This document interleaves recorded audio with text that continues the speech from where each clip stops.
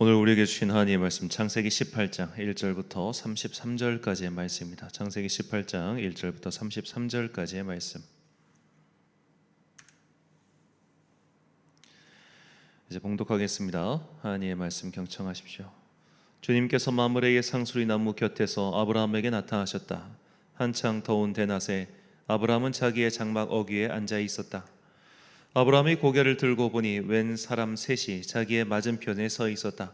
그는 그들을 보자 장막 어귀에서 달려나가서 그들을 맞이하며 땅에 엎드려서 절을 하였다. 아브라함이 말하였다. 손님들께서 저를 좋게 보시면 이 종의 곁을 그냥 지나가지 마시기 바랍니다. 물을 좀 가져오라고 하셔서 발을 씻으시고 이 나무 아래에서 쉬시기 바랍니다. 손님들께서 잡수실 것을 제가 조금 가져오겠습니다. 이렇게 이 종에게로 오셨으니 좀 잡수시고 기분이 상쾌해진 다음에 길을 떠나시기 바랍니다. 그들이 대답하였다. 좋습니다. 정 그렇게 하라고 하시면 사양하지 않겠습니다. 아브라함이 장막 안으로 뛰어들어가서 사라에게 말하였다. 빨리 고운 밀가루 3스아를 가지고 와서 반죽을 하여 빵을 좀 구우시오. 아브라함이 지짐승 떼가 있는 대로 달려가서 기름진 좋은 송아지 한 마리를 끌어다가 하인에게 주니 하인이 재빨리 그것을 잡아서 요리하였다. 아브라함이 엉긴 젖과 우유와 하인이 만든 송아지 요리를 나그네들 앞에 차려놓았다. 그들이 나무 아래에서 먹는 동안에 아브라함은 서서 시중을 들었다. 그들이 아브라함에게 물었다. 대개 부인 사라는 어디에 있습니까? 아브라함이 대답하였다. 장막 안에 있습니다. 그때 주님께서 말씀하셨다. 다음에 이맘때에 내가 반드시 너를 다시 찾아오겠다. 그때 너의 아내 사라에게 아들이 있을 것이다. 사라는 아브라함이 등지고 서 있는 장막 어귀에서 이 말을 들었다. 아브라함과 사라는 이미 나이가 많은 노인들이었고 사라는 월경마저 그쳐서 아이를 낳을 나이가 지난 사람이다. 그러므로 사라는 나는 기력이 다 쇠진하였고 나의 남편도 늙었는데 어찌 나에게 그런 즐거운 일이 있으랴 하고 속으로 웃으면서 중얼거렸다. 그때 주님께서 아브라함에게 말씀하셨다. 어찌하여 사라가 웃으면서 이 늙은 나이에 내가 어찌 아들을 낳으랴 하느냐? 나 주가 할 수 없는 일이 있느냐? 다음에 이맘때에 내가 다시 너를 찾아오겠다. 그때 사라에게 아들이 있을 것이다. 사라는 두려워서 거짓말을 하였다. 저는 웃지 않았습니다. 그러나 주님께서 말씀하셨다. 아니다. 너는 웃었다. 그 사람들이 떠나려고 일어서서 소돔이 내려다 보이는 데로 갔다. 아브라함은 그들을 바래다 주려고 함께 얼마쯤 걸었다. 그때 주님께서 말씀하셨다. 내가 앞으로 하려고 하는 일을 어찌 아브라함에게 숨기랴? 아브라함은 반드시 크고 강한 나라를 이룰 것이며 땅 위에 있는 나라마다 그로 말미암아 복을 받게 될 것이다. 내가 아브라함을 선택한 것은 그가 자식들과 자손을 잘 가르쳐서 나에게 순종하게 하고 옳고 바른 일을 하도록 가르치라는 뜻에서 한 것이다. 그의 자손이 아브라함에게 배운 대로 하면 나는 아브라함에게 약속한 대로 다 이루어 주겠다. 주님께서 또 말씀하셨다. 소돔과 고모라에서 들려오는 저 울부짖는 소리가 너무 크다. 그 안에서 사람들이 엄청난 죄를 저지르고 있다. 이제 내가 내려가서 거기에서 벌어지는 모든 악한 일이 정말 나에게까지 들려온 울부짖음과 같은 것인지를 알아보겠다. 그 사람들은 거기에서 떠나서 소돔으로 갔으나 아브라함은 주님 앞에 그대로 서 있었다. 아브라함이 주님께 가까이 가서 아뢰었다. 주님께서 의인을 기어이 악인과 함께 쓸어버리시렵니까? 그 성 안에 의인이 50명이 있으면 어떻게 하시겠습니까? 그래도 주님께서는 그 성을 기어이 쓸어버리시렵니까? 이 의인 50명을 보시고서도 그 성을 용서하지 않으시렵니까? 그처럼 의인을 악인과 함께 죽게 하시는 것은 주님께서 하실 일이 아닙니다. 의인은 악인과 똑같이 보시는 것도 주님께서 하실 일이 아닌 줄 압니다. 세상을 심판하시는 분께서는 공정하게 판단하셔야 하지 않겠습니까? 주님께서 대답하셨다. 소돔성에서 내가 의인 50명만을 찾을 수 있으면 그들을 보아서라도 그 성 전체를 용서하겠다. 아브라함이 다시 아뢰었다. 티끌이나 재밖에 안 되는 주제에 제가 주님께 감히 아뢰입니다. 의인이 50명에서 5이 모자란다고 하면 어떻게 하시겠습니까? 5이 모자란다고 성 전체를 다 멸하시겠습니까? 주님께서 대답하셨다. 내가 거기에서 45명만 찾아도 그 성을 멸하지 않겠다. 아브라함이 다시 한번 주님께 아뢰었다. 거기에서 40명만 찾으시면 어떻게 하시겠습니까? 주님께서 대답하셨다. 그 40명을 모아서 내가 그 성을 멸하지 않겠다. 아브라함이 또 아뢰었다. 주님 노하지 마시고 제가 말씀드리는 것을 허락하여 주시기 바랍니다. 거기에서 30명만 찾으시면 어떻게 하시겠습니까? 주님께서 대답하셨다. 거기에서 30명만 찾아도 내가 그 성을 멸하지 않겠다. 아브라함이 다시 아뢰었다. 감히 주님께 아뢰입니다. 거기에서 20명만 찾으시면 어떻게 하시겠습니까? 주님께서 대답하셨다. 20명을 보아서라도 내가 그 성을 멸하지 않겠다. 아브라함이 또 아뢰었다. 주님, 노하지 마시고 제가 한 번만 더 말씀드리게 허락하여 주시기 바랍니다. 거기에서 10명만 찾으시면 어떻게 하시겠습니까? 주님께서 대답하셨다. 10명을 보아서라도 내가 그 성을 멸하지 않겠다. 주님께서는 아브라함과 말씀을 마치신 뒤에 곧 가시고 아브라함도 자기가 사는 곳으로 돌아갔다. 아멘. 하나님이랑 친하니란 제목으로 하나님의 말씀 선포하겠습니다. 최근 몇 년 사이에 우리나라에서 이 유명세를 얻은 유대인들의 교육법이 있습니다. 하브르타 교육이라는 방법입니다. 이 하브르타 교육은 현대 이스라엘의 학교에서 이루어지는 독특한 토론 학습 방식입니다. 학생들은 어릴 적부터 그야말로 끝창 토론을 벌입니다. 어린아이들의 토론이란 사실 억지 논리가 나오기 마련이죠. 하지만 선생은 그것을 제재하거나 교정하지 않습니다. 그저 상대방이 그 허점을 파고들어 계속 공격하게 내버려 둡니다. 이런 끝장 토론 방식이 유대인들의 학습 능력을 크게 키운 것이다 라는 주장이 나오면서 토론 학습 방식인 하브르타 교육이 우리나라에도 상륙하게 된 것입니다. 이 하브르타 교육을 신봉하는 자들은 유대인들이 가장 많이 노벨상을 수상한 이유가 바로 이 교육 방법에 있다고 주장합니다. 하지만 이건 사실 좀 인과관계가 불분명한 주장입니다. 일단 세계에서 노벨상을 가장 많이 받은 나라는 미국이고 수상한 유대인들은 현대 이스라엘 국가에 속한 이들보다 미국인이 더 많습니다. 이스라엘 전체 국민 수보다 미국에 사는 유대인들 숫자가 더 많죠. 그리고 이들은 유대인 학교에 따로 다니는 인구보다 그냥 일반 학교에 다니는 사람들이 훨씬 많습니다. 즉 미국 사람들이 노벨상을 많이 받은 거지 유대인들이 많이 받았다고 보기에는 다소 논거가 부족하다. 저는 그렇게 생각합니다. 무엇보다 하브르타 교육이 현대 이스라엘 국가에서 이루어질 수 있는 배경에 대해서 우리는 그것에 사실 주목해야 합니다. 예를 들어 우리나라 학급에서 애들에게 야 이제 무제한 토론을 벌여봐 라고 하면 아이들이 각자 자기 주장을 그냥 마음껏 펼칠 수 있을까요? 아마 어색하고 낯설어서 그렇게 하지 못할 겁니다. 생각이 없어서가 아니라 평소에 말을 하는 훈련을 하지 않았기 때문입니다. 그렇다면 현대 이스라엘 학교에서는 이런 말하는 훈련을 따로 하는 것일까요? 그렇지 않습니다. 그들은 사실 이런 훈련이 가정에서 자연스럽게 이루어지고 있습니다. 현대 이스라엘에서는 최소한 미국에 있는 유대인 가정보다 안식일 규정을 엄격히 지키고 있습니다. 그들은 안식일인 토요일이 되면 병원 등을 제외한 모든 것이 거의 정지되다시피 합니다. 그래서 집 밖으로 잘 나가지도 않죠. 집에서 텔레비전이나 보느냐 랍비에 따라서 해석이 좀 다르긴 하지만 현대 랍비들 가운데는 텔레비를 보는 것, 가스불을 켜는 것, 기타 집안일 하는 모든 것들이 다 노동에 해당한다고 말하는 랍비들이 있습니다. 그러니까 유대인으로서 만약에 내가 현대 유대인으로서 엄격하게 안식일 규정을 지킨다고 한다면 금요일 날 저녁까지 토요일 날 먹을 음식 다 차려놓고 나머지 이제 식구들이랑 그냥 말하는 거 외엔 할 수 있는 일이 아무도 없는 거예요. 24시간 동안 대화밖에 할 수 없기 때문에 그냥 한 주간 동안 각자 한 일들을 계속 말하고 있는 겁니다. 이런 말하기 훈련이 평소에 쌓여 있었기 때문에 학교에 가서도 실컷 자기 주장을 펼칠 수 있는 것이죠. 부모 앞에서 자신의 생각과 경험 등을 가감없이 말하는 일상이 쌓인 아이들은 학교에서도 자신의 주장이 틀리든 말든 상관없이 계속 말을 합니다. 말하기에 자신감이 쌓인 것이죠. 그러니까 사실 이제 아이들을 교육할 때 제일 중요한 것은 야 이건 틀렸어, 이거는 잘못됐어, 이게 맞는 거야. 이것보다는 그냥 방향만 틀어준다고 해야 될까요? 그냥 내버려 두는 게 제일 좋은 거라고 합니다. 왜냐하면 자꾸 이건 틀렸어, 바꿔야 돼라고 하면은 애들이 틀리는 걸 두려워해서 말하기가 움츠러든다는 거죠.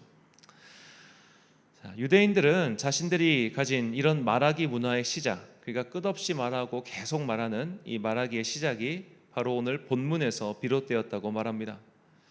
자, 하나님의 사자가 아브라함을 찾아왔습니다. 그리고 악이 가득한 도시 소돔과 고모라의 심판 소식을 전합니다. 그때 아브라함이 하나님의 심판을 정면에서 반대합니다. 본문 23절부터 25절까지 말씀입니다. 아브라함이 가까이 나아가 이르되 주께서 의인을 악인과 함께 멸하러 하시나이까? 그 성중에 의인 50명이 있을지라도 주께서 그곳을 멸하시고 그 50 의인을 위하여 용서하지 아니하시리이까. 주께서 이같이 하사 의인을 악인과 함께 죽이심은 부당하오며 의인과 악인을 같이 하심도 부당하나이다. 세상을 심판하시는 이가 정의를 행하실 것이 아니니까. 아멘.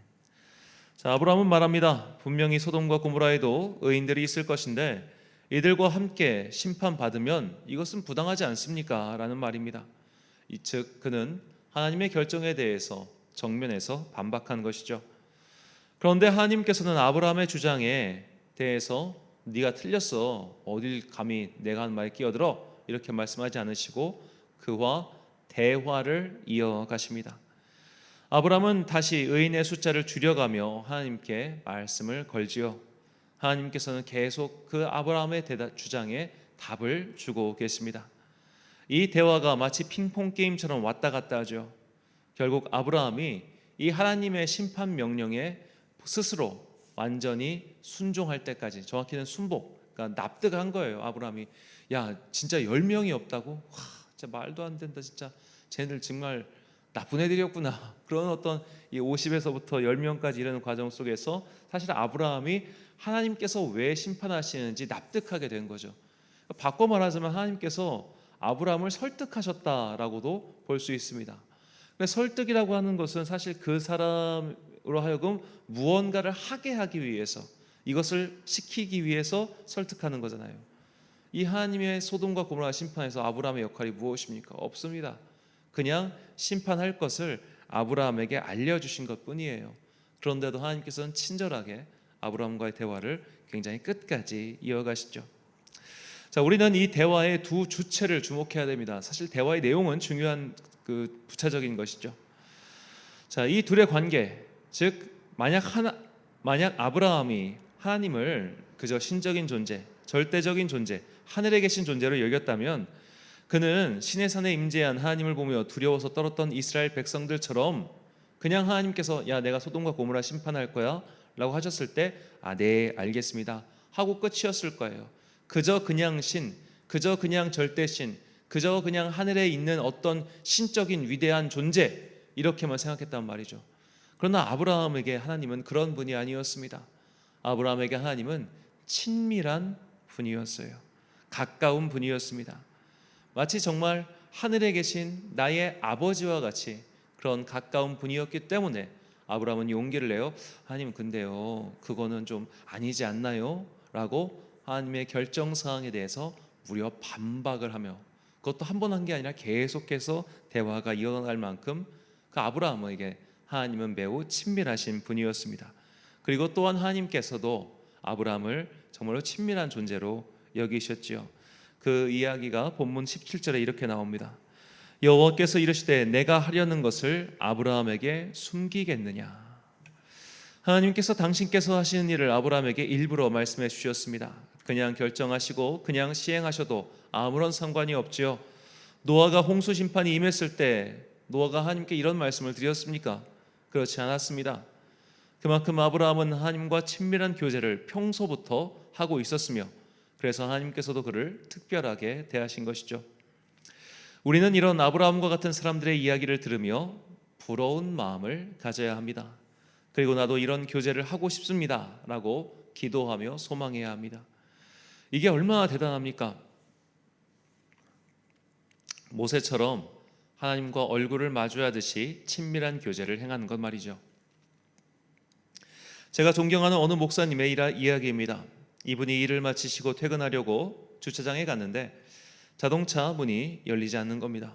아무리 열쇠를 이리저리 돌려봐도 차 문이 열리지 않아서 좀 이상하다라는 생각이 들었지만 그냥 걸어서 퇴근하려고 했습니다. 그런데 그때 그 순간에 아 맞다 오늘 저녁에 교회 기도회 있었지, 오늘부터 시작이지, 아이고 주여, 자기가 까먹은 게 생각이 나는 거예요. 그래서 저녁 기도회에 참석하시고 또 기도하시면서 하나님 내가 차문이 안 열려서 이거를 잊지 않게 해주셔서 감사합니다. 또한 제가 이거를 목사로서 잊어버려서 참 죄송합니다. 이렇게 기도를 드리시고 기도회 다 마치고 행사 끝나고 다시 주차장에 가셨습니다. 이제는 이분이 확신을 가지고 자동차 문에다가 그 키를 꽂고 돌렸는데 안 열리는 거예요. 이상하다. 이럴 리가 없는데 왜 안 열리지? 왜 안 열리지? 분명히 이거 하나님께서 잠그신 건데 이게 돌리면 열려야 되는데. 그래서 곰곰이 생각을 하다가 문득 그분 마음에 이런 마음이 들었답니다. 지금 하나님께서 나와 저 아버지와 아들이 그냥 이렇게 집에서 편하게 놀듯이 그런 놀이를 하고 계시는구나. 그래서 참 마음이 평안해지면서 문 손잡이를 잡고 기도를 했대요. 하나님, 이제 좀 열어주세요. 그리고 다시 열쇠를 돌리자 거짓말처럼 문이 열렸다고 합니다. 그리고 그 목사님은 너무나 행복하고 즐거운 마음으로 퇴근하셨다고 하지요. 이게 사실 뭐 대단한 기적이겠습니까? 엄청난 일이겠습니까? 그런데 그냥 그 순간 하나님께서 나와 친밀하게 함께 계시구나, 이 경험이 우리의 삶에 얼마나 큰 기쁨과 평안과 또 행복을 줍니까? 이런 일 외에도 오늘도 기도의 탑을 쌓는 자들은 이런 친밀한 하나님과의 교제를 누리는 분들이 참 많습니다. 내가 기도하고 하나님께서 대답하시는 그 놀랍고 친밀한 시간을 보낸다는 것이 성도로서 얼마나 황홀하고 기쁜 일인지 아마 이런 기도의 응답을 경험하신 분들은 아실 겁니다. 모든 성도는 이런 아브라함이나 모세와 같은 이들의 교제를 그저 성경에 기록된 신화적인 일화나 남에게만 일어나는 일로 생각해서는 안 됩니다. 이런 교제는 지금도 얼마든지 일어나고 있습니다. 하나님을 믿고 그분의 아들 예수 그리스도를 통해 하나님의 양자로서 신분이 변화된 우리는 이미 친밀한 관계를 할 수 있도록 자격이 주어졌습니다. 그러므로 그 친밀한 교제가 일상이 될 수 있도록 하는 것이 우리 모두의 거룩한 목표입니다. 로마서 8장 15절 말씀입니다. 너희는 다시 무서워하는 종의 영을 받지 아니하고 양자의 영을 받았으므로 우리가 아빠 아버지라고 부르짖느니라. 아멘. 사랑하는 천안 광성교회 성도 여러분, 그리고 이 새벽을 함께 깨우고 계신 귀한 주님의 자녀 여러분, 하나님께서는 이미 우리의 아빠이십니다. 자녀가 부모에게 친밀하게 다가가는 것이 부모의 기쁨이듯이 주님께서는 우리가 두려움이나 망설임 없이 하나님께 다가가길 원하십니다. 그러므로 날마다 기도하십시오. 또 항상 기도하십시오. 범사에도 기도하십시오. 우리가 친밀하게 다가가기 위해 노력하면 노력할수록 하나님께서는 그것을 기뻐하시며 우리에게 더욱 가깝게 다가오실 겁니다. 단순히 내 소망을 아뢰는 기도로는 이런 친밀한 교제로 나아가기가 어렵습니다. 먼저 궁금한 것부터 여쭈십시오. 하나님, 나는 이걸 모르겠습니다. 이런 것들을 알려주세요. 그런 식으로 대화의 물꼬를 터가야 합니다. 우리가 다른 사람과 대화할 때 대뜸 내 소망은 이거야, 난 너에게 이것을 바라고 있어 라고 말하는 경우는 없을 겁니다. 그러므로 정중하게 하지만 친밀하게 주님께 다가가는 그 훈련을 계속하십시오. 당장 그런 기도를 오늘부터 한다고 해서 그 대답이 오늘부터 임하는 것은 아닙니다. 값을 매길 수 없는 귀한 보물이 쉽게 손에 쥐어질 리 없겠죠. 그러므로 소망을 품고 순수한 마음으로 주님께 기도한다면 주님께서는 반드시 우리의 기도에 대답해 주실 겁니다. 하나님과의 그 친밀한 교제, 대화가 끊어지지 않는 그 순수한 영적 교제를 꿈꾸며 오늘도 기도를 멈추지 않는 여러분과 제가 되시길 간절히 축원합니다. 기도하겠습니다. 사랑과 은혜가 충만하신 아버지 하나님, 우리가 주님과 친밀한 교제를 참으로 원하고 있습니다. 주님께서 내 말씀에 대답하시고 나 또한 주님의 음성에 대답하는 그 놀라운 믿음의 경지, 놀라운 그 기도의 경지를 꿈꾸며 오늘도 하나님과 친밀한 교제를 쌓아가는 기도를 계속해 나가게 하여 주옵소서. 내가 기도를 하는 것을 과연 하나님께서 들으실까? 내가 기도를 하는 것이 무슨 의미가 있을까라고 자꾸만 마음속에서 거짓의 영이 속삭이는 소리들이 들려올 때가 있습니다. 주님, 그때마다 이런 거짓의 마음을 살뜰히 물리칠 수 있도록 우리에게 성령 충만의 은혜 내려주시고 주님과 우리가 서로 대화를 나누는 그 아름다운 영적 단계, 그 놀라운 영의 신비를 꿈꾸며 오늘도 각자의 처소에서 쉬지 말고 기도하는 주님의 자녀들 되게 하여 주옵소서. 한 주간의 중간인 수요일입니다. 오늘도 함께 모여서 각자의 처소에서 또 이곳에서 예배드리는 모든 성도들에게 복과 은혜 내려주시고 예배를 통하여 우리 각 사람이 하나님의 말씀을 더욱더 깊이 깨달아 알아가는 기쁨이 임하게 하여 주옵소서. 벌써 새벽에는 가을의 선선한 바람이 불어오고 있습니다. 이 가을을 주신 주님께 진심으로 감사드리며 이 가을의 행복, 이 여름이 끝나고 가을의 행복을 누릴 수 있는 우리 모든 성도들 되게 하여 주옵소서. 이 모든 말씀 우리에게 오늘 이 하루를 선물해 주신 거룩하신 예수 그리스도의 이름으로 기도드립니다. 아멘. 오늘의 기도 제목입니다. 기도의 맛을 경험한 적이 있습니까?